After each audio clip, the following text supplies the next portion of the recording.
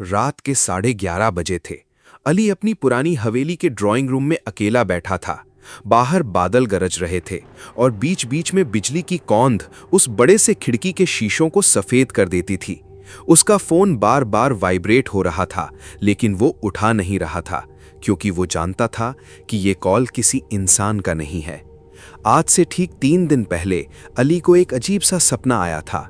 सपने में वो अपने घर के बाहर के पुराने बरगद के पेड़ के नीचे खड़ा था। कोई उसकी पीठ के पीछे धीरे धीरे सांस ले रहा था। उसने पलट कर देखा तो वहां एक लंबा काला साया खड़ा था, जिसके चेहरे पर कोई नाक, आंख या मुंह नहीं था, बस खालीपन। अगली सुबह उसने अपने नौकर करीम को पेड़ काटने का आदेश दिया।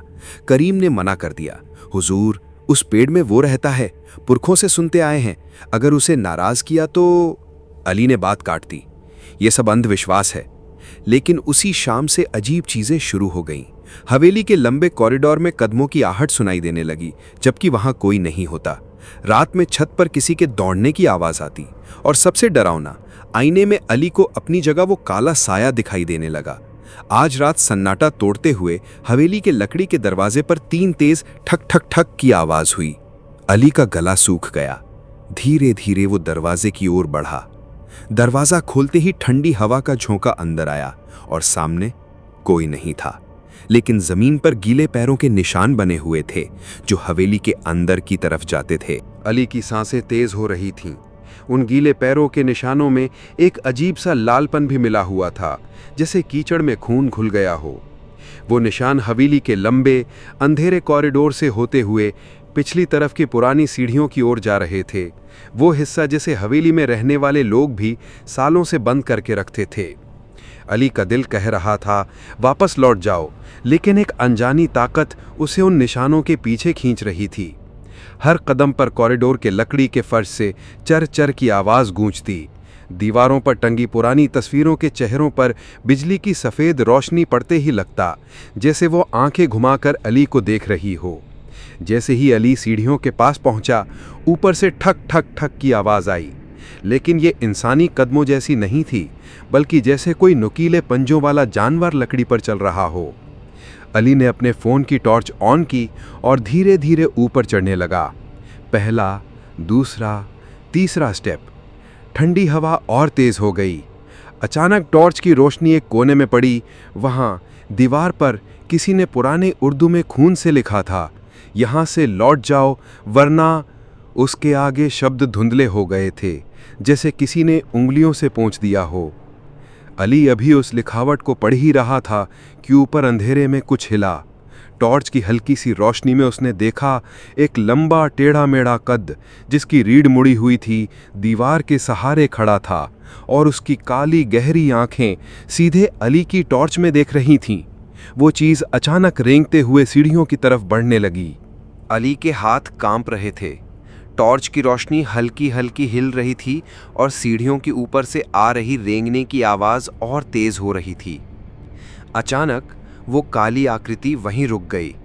उसका चेहरा, अगर उसे चेहरा कहा जा सके, अब साफ नज़र आ रहा था।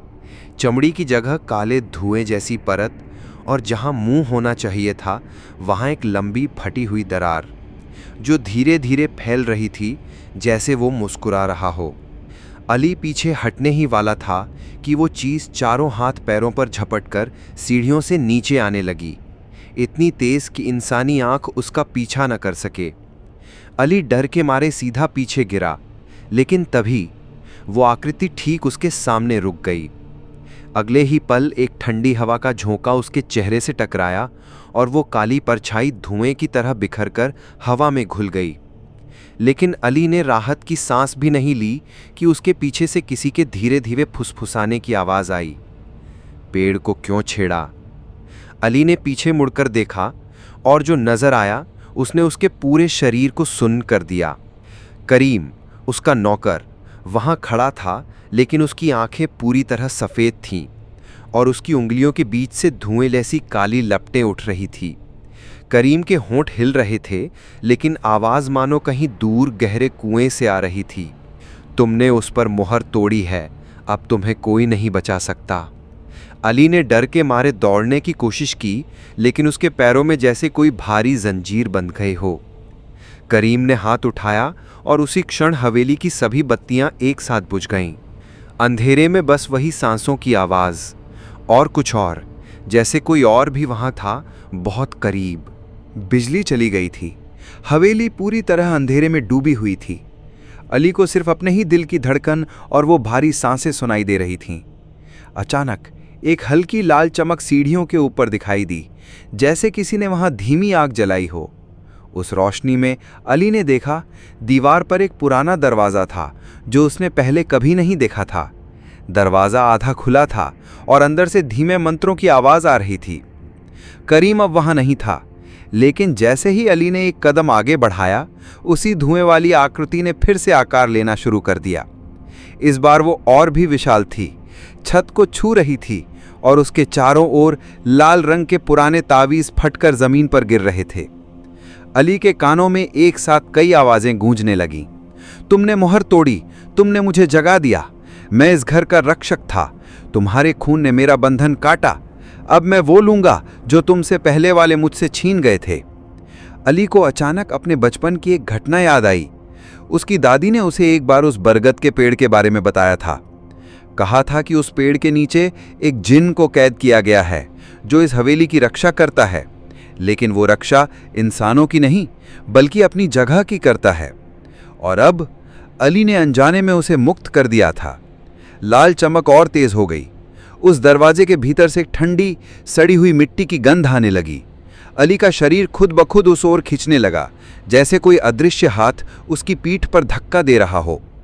वो अंदर दाखिल हुआ और देखा जमीन पर एक पुराना सूखा खून से बना गोला था, जिसके बीचों बीच एक टूटा हुआ लोहे का पिंजरा रखा था। उस पिंजरे के अंदर एक पुराना काला लकड़ी का बक्सा था, जिसके ऊपर वही उर्दू में लिखा था, इसे मत खोलना। अली ने जैसे ही उसकी ओर हाथ बढ़ाया, हवेली की दीवारें कांपने लगीं और पीछे से वो जिन गरजा, अब देर हो चुकी है। अली के हाथ उस काले लकड़ी के बक्से के ऊपर थे। लकड़ी ठंडी थी, इतनी ठंडी जैसे वो बर्फ में दबा हुआ हो। उसके अंदर से हल्की सी धड़कन महसूस हो रही थी, मानो बक्से के भीतर कुछ जिंदा था। उसके कान में वही भारी गहरी आवाज गूंजी, इसे खोलना तुम्हारा अंत है, लेकिन मेरा नहीं। अली को समझ नहीं आ रहा था कि यह डर था या कोई अजीब सा खिंचाव जिसने उसकी उंगलियां धीरे धीरे बक्से के ढक्कन पर रख दी। ढक्कन जैसे ही हिला, एक तेज चीख हवेली के हर कोने में गूंज उठी, ऐसी चीख जिसमें कई आवाजें एक साथ थीं। बक्सा खुला और अंदर से काला धुआं फटकर बाहर आया, जैसे सदियों से कैद हवा अचानक आजाद हो गई हो। धुएं के बीच कई अलग अलग चेहरे बनने और मिटने लगे, कुछ औरतों के, कुछ बच्चों के, कुछ जानवरों के, और कुछ इतने डरावने कि इंसानी शक्लों से उनका कोई ताल्लुक नहीं था। अली का शरीर पीछे धकेल दिया गया। जमीन पर बने खून के गोले की रेखाएं जलने लगीं और उस जलती हुई लकीरों से आग नहीं बल्कि बर्फ जैसी ठंडक फैल रही थी। जिन, जो अब और भी विशाल हो चुका था, उस धुएं को अपने चारों ओर लपेटने लगा, लेकिन वो धुआं उसके काबू में नहीं रहा। छोटे छोटे साए अलग होकर हवेली के अलग अलग हिस्सों में भागने लगे। छत, तहखाना, गलियारे, हर जगह। अली ने अपने पीछे से एक दरवाजा खुलने की आवाज सुनी। वो मुड़ा और देखा कि हवेली का मुख्य हॉल अब वैसा नहीं रहा। दीवारें टेढ़ी मेढ़ी हो चुकी थीं, फर्श पर दरारों से धुआं निकल रहा था और हवा में वही पुरानी मिट्टी और सड़े मांस की गंध भर गई थी। जिन ने अली की तरफ झुककर कहा, अब यह हवेली सिर्फ मेरी नहीं, हमारी है। और उसी पल अली ने ऊपर देखा, छत से उल्टा लटका हुआ एक और जिन, जिसकी आंखें लाल और मुंह सीधा उसके ऊपर था। अली ने पूरे जोर से मुख्य दरवाजा खोला और बाहर भागा। बारिश रुक चुकी थी, लेकिन आसमान अजीब बैंगनी और काले रंग में घुला हुआ था, जैसे किसी ने बादलों को जला दिया हो। बरगद का पेड़, जो अब आधा कटा हुआ था, धीरे धीरे अपनी टहनियां हिला रहा था, लेकिन हवा का एक झोंका भी नहीं था। गली में सन्नाटा था, सिर्फ सड़क के किनारे लगे पुराने बिजली के खंभों से हल्की हल्की गुंजन की आवाज आ रही थी, जैसे उनमें कोई बोल रहा हो। अली का दिल जोर से धड़कने लगा जब उसने दूर एक औरत को खड़े देखा। वो सफेद कपड़ों में थी, लेकिन उसका चेहरा अंधेरे में छिपा था। वो हिल नहीं रही थी, बस सीधे अली की तरफ देख रही थी। अली ने जैसे ही एक कदम उसकी ओर बढ़ाया, वो औरत अचानक गर्दन को 180 डिग्री घुमाकर गली के अंधेरे में भाग गई। उसके जाते ही आसपास के घरों के दरवाजे अपने आप खुलने लगे, लेकिन दरवाजों के पीछे अंधेरा ही अंधेरा था, इतना गहरा कि टॉर्च की रोशनी भी उसमें समा जाती। अली ने समझ लिया कि यह हवेली का असर अब बाहर तक फैल चुका है। वो भागते भागते एक पुराने मस्जिद के पास पहुंचा, जहां बुजुर्ग मौलवी हाफिज साहब हमेशा बैठा करते थे। लेकिन आज मस्जिद के अंदर की रोशनी बंद थी और दरवाजे पर सूखी लाल हथेलियों के निशान बने हुए थे। अली ने अंदर झांका। हाफिज साहब वहीं बैठे थे, लेकिन उनका चेहरा जमीन की तरफ झुका हुआ था। अली ने धीरे से कहा, हाफिज साहब, मेरी मदद कीजिए। धीरे धीरे हाफिज साहब ने सिर उठाया। उनकी आंखें पूरी काली थीं और उनके होंठ से सिर्फ 3 शब्द निकले, वो आ रहा है। अली ने पीछे मुड़कर देखा। गली के अंत में वही विशाल जिन्न, जिसकी परछाई बिजली के खंभों से भी ऊंची थी, धीरे धीरे उसकी ओर बढ़ रहा था। अली ने हाफिज साहब का हाथ पकड़कर कहा, हमें भागना होगा, लेकिन हाफिज साहब ने अपना हाथ छुड़ा लिया। उनकी आवाज़ भारी और गूंजदार हो गई। भागने का कोई रास्ता नहीं है, बस लड़ना होगा। उन्होंने अपनी जेब से एक पुराना टूटा हुआ तावीज़ निकाला, जिस पर सूखे खून के धब्बे थे। अली ने देखा कि तावीज़ में बंधी एक छोटी सी बोतल थी, जिसमें कुछ हिल रहा था, जैसे काला धुआं कैद हो। जिन्न अब गली में आ चुका था। उसका चेहरा छायाओं में ढका था, लेकिन उसके कदमों के साथ जमीन पर दरारें पड़ रही थीं। गली के दोनों किनारों के घर अपने आप कांपने लगे और उनकी खिड़कियों से काले हाथ बाहर निकलकर हवा में लहराने लगे। हाफिज साहब ने जमीन पर पुराने अरबी के शब्द खींचने शुरू किए और अली से कहा, जब मैं इशारा करूं तो इस बोतल को तोड़ देना, लेकिन सावधान, अगर इसमें बंद चीज आजाद हुई तो। उन्होंने वाक्य पूरा नहीं किया। जिन्न अचानक गरजा, ऐसा गर्जना जिससे हवा भारी हो गई। गली की बत्तियां फट गईं और अंधेरे में दर्जनों छोटी परछाइयां इकट्ठी होकर उसके चारों ओर घूमने लगी। हाफिज साहब ने अपना हाथ ऊपर उठाया और तेज आवाज में कुछ पढ़ना शुरू किया। अली का दिल तेजी से धड़क रहा था। फिर इशारा हुआ। अली ने बोतल जमीन पर दे मारी और उससे जो निकला वो जिन्न से भी ज्यादा डरावना था। वो एक लंबी, काली और हड्डी जैसी पतली आकृति थी, जिसके सर पर नुकीले सींग और पीठ से दर्जनों हाथ निकल रहे थे। उसकी चीख इतनी तेज थी कि अली के कान से खून निकल आया। वो आकृति सीधा जिन्न पर टूट पड़ी। गली में अंधेरा और आग एक साथ फैल गई। कुछ घर जलने लगे और कुछ पर बर्फ जम गई। हवा में खून की गंध भर गई। लेकिन लड़ाई में कुछ गलत हो गया। वो आकृति जिन्न से लड़ते लड़ते अली और हाफिज साहब की ओर मुड़ गई और उसकी आंखों में अब वही भूख थी जो उसने जिन्न को देखते हुए दिखाई थी। गली अब किसी युद्ध के मैदान जैसी लग रही थी। दीवारें आग में जल रही थी, फर्श पर बर्फ जम रही थी और हवा में राख और खून की गंध तैर रही थी। जिन्न और वो सींगों वाला राक्षस एक दूसरे को नोच रहे थे, लेकिन हर बार जब जिन्न का कोई हिस्सा फटता, उसका काला धुआं आसमान में उठकर फिर से उसके शरीर में समा जाता। हाफिज साहब ने अली को खींचकर एक टूटे हुए मकान की दीवार के पीछे छुपा लिया। उनकी आवाज कांप रही थी। ये दोनों नाशवान नहीं हैं। इन्हें रोकने का सिर्फ एक तरीका है, रक्त मोहर। अली ने पूछा, वो क्या है? हाफिज साहब ने उसकी आंखों में देखते हुए कहा, किसी इंसान का खून देकर उसे मोहर में बांधना, लेकिन एक बार मोहर लग गई तो जिस पर लगाओगे वो और उसे बांधने वाला दोनों हमेशा के लिए उसी जगह कैद हो जाएंगे। अली का दिल डूब गया। इसका मतलब था, अगर उसे मोहर लगानी है तो उसे खुद को भी उस अंधकार में छोड़ना होगा। तभी जिन्न ने राक्षस को जमीन पर पटक दिया। राक्षस ने गुस्से में एक घर की दीवार तोड़ दी और उसके पीछे से एक बच्चा बाहर भागा जो डर के मारे रो रहा था। जिन्न ने अपनी लंबी, धुएं से बनी उंगलियों से उस बच्चे को पकड़ लिया। अली ने हाफिज साहब की ओर देखा। उनकी आंखों में साफ डर था, लेकिन उन्होंने सिर हिला दिया।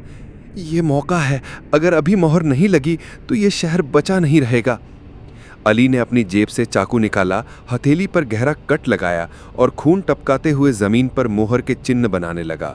जैसे ही आखिरी चिन्ह पूरा हुआ, मोहर से लाल रोशनी फूट पड़ी। अली ने खुद को जिन के सामने खड़ा किया और ऊंची आवाज में कहा, मुझे ले जा और बाकी सबको छोड़ दे। जिन्न की आंखें जल उठी। वो धीरे धीरे झुककर अली के सामने आया और उसकी धुएं जैसी उंगलियां अली की छाती के आर पार हो गईं। एक भयानक ठंड उसके शरीर में दौड़ गई और अली की आखिरी आवाज वही थी जब उसने उस बच्चे को भागते देखा। हवा में एक तेज धमाका हुआ और फिर सन्नाटा।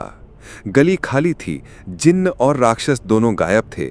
बस जमीन पर खून से बनी वो मोहर धीरे धीरे मिट्टी में समा रही थी। शहर में फिर से सुबह हो गई थी। बारिश थम चुकी थी। आसमान हल्का नीला हो गया था और गली में रात की तबाही के कोई निशान नहीं थे, जैसे कुछ हुआ ही न हो। लोग अपने अपने घरों से बाहर निकलकर सामान्य कामों में लग गए, मानो उन्हें पिछली रात की कोई याद ही नहीं थी। बस एक इंसान था जो सब जानता था, हाफिज साहब। वो खामोशी से मस्जिद के दरवाजे पर बैठे थे। उनके सामने एक खाली जगह थी, वही जगह जहां अली आखिरी बार खड़ा था। उनके हाथ में अली का टूटा हुआ तावीज़ था, जिससे हल्का सा काला धुआं अब भी उठ रहा था। हाफिज साहब ने धीरे से बुदबुदाया, कभी कभी बुराई को मारना नहीं, बल्कि उसे कहीं बांधना ही एकमात्र रास्ता होता है। लेकिन उसी वक्त मस्जिद की छत पर एक परछाई हिली। एक लंबी टेढ़ी मेढ़ी आकृति वहां खड़ी थी, जिसकी आंखें धीरे धीरे लाल हो रही थीं। वो अली था, लेकिन उसका चेहरा अब इंसानी नहीं था। उसकी त्वचा धुएं जैसी हो चुकी थी और उसकी मुस्कान वही थी जो उस जिन की थी। उसने हाफिज साहब को देखा और कहा, तुमने मुझे यहाँ बांधा है, लेकिन मैं अब भी आज़ाद हूँ। इसके साथ ही मस्जिद के आसपास की हवा ठंडी होने लगी और लोगों की परछाइयाँ ज़मीन से उठकर हवा में तैरने लगीं। दूर बरगद का पेड़, जो पूरी तरह काट दिया गया था, अपनी जड़ों से फिर से उगने लगा। उसकी सबसे ऊंची शाखा पर वो सींग वाला राक्षस बैठा था और उसकी आंखों में सिर्फ एक चमक थी, खेल अभी शुरू हुआ है। अगर ये कहानी आपको सेहरन दे गई तो लाइक, शेयर और सब्सक्राइब करना मत भूलना, क्योंकि अगली कहानी शायद आपके शहर में घटे।